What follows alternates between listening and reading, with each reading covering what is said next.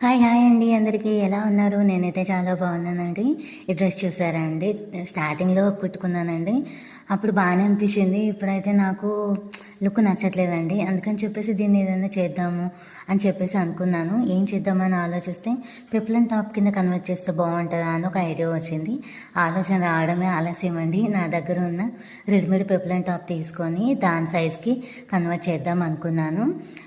దాని సైజు కింద పెట్టేసి సేమ్ బాడీ పార్ట్ అంతా మెజర్మెంట్తో కట్ చేశానండి. లైన్ డ్రా చేసి సేమ్ పై బాడీ పార్ట్ అయితే డిస్టర్బ్ చేయలేదండి. ఓన్లీ కింది పార్ట్ని వచ్చేసి కట్ చేసేసాను.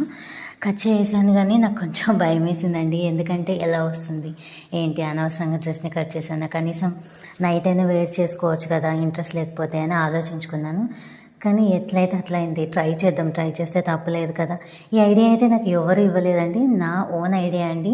నేనే ట్రై చేశాను. ఎలా వస్తుందో ఫైనల్ అవుట్పుట్ చూడాలి.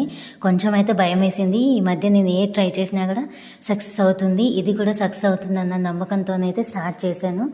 స్టార్ట్ చేసిన తర్వాత నాకు భయం వేసిందండి, ఎలా వస్తుంది ఏంటి అని. ఎందుకంటే ఆల్రెడీ స్టిచ్ చేసిన టాప్ కదా, దీన్ని మళ్ళీ రీక్రియేట్ చేయాలంటే లుక్ ఎలా వస్తుంది అని ఆలోచించాను.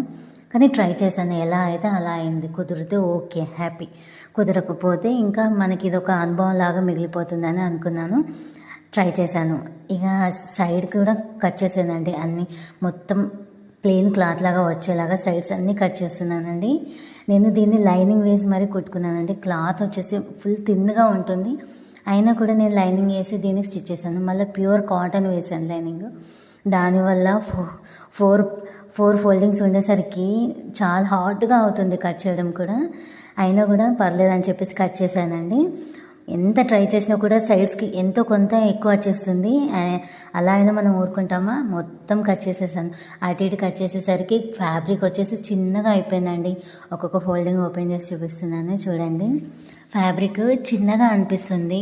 నాకు మళ్ళీ డౌట్ క్రియేట్ అయిపోయింది, ఏం చేద్దామా, ఎలా ఉంటుందా అని చెప్పేసి. చూద్దాం ఎలా ఉంటుందో ఫైనల్ అవుట్పుట్. ఒకసారి అయితే డ్రెస్కి అయితే పెట్టి చూద్దాము బాడీ పార్ట్కి అని చెప్పేసి బాడీ పార్ట్ పెట్టేశాను. ఇప్పుడు ఈ ఫ్యాబ్రిక్ కూడా పెట్టేస్తున్నాను.